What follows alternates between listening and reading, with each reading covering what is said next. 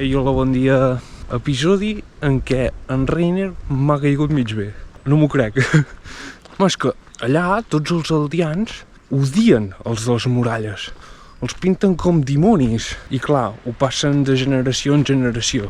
Acaba sent una mica ridícul perquè ja em diràs tu, per exemple, la Gavi, quin problema hi ha de tenir amb l'Armin? Cap ni un.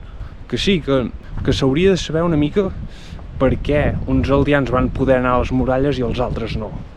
Això també és veritat, Però ja és cosa del passat. I dir que tots són dimonis sense conèixer en cap, o sigui, en Reiner ho ha vist. Reiner ha conegut els de dins les muralles i per això no hi vol tornar. Ha dit, altre cop he d'anar a aquella illa, perquè no lluites contra dimonis, lluites contra persones. I que són la teva gent, a més. És una guerra fratricida. Però la cosa es posa interessant, perquè es veu com que la tecnologia de les altres nacions ja està a punt de superar els titans. I clar, quan això passi, els aldeians ja seran prescindibles pels marleians, m'entens? Ja no els necessitaran. I clar, hi ha el risc de que vulguin exterminar-los tots per acabar amb els titans. És el moment perfecte perquè s'uneixin els de dins de les muralles amb els de fora, saps? Que s'entenguin i que lluitin junts. Però no, s'odien a mort. El que vol fer en Zeke és robar el tità fundador i així és com guanyava més poder ells, no?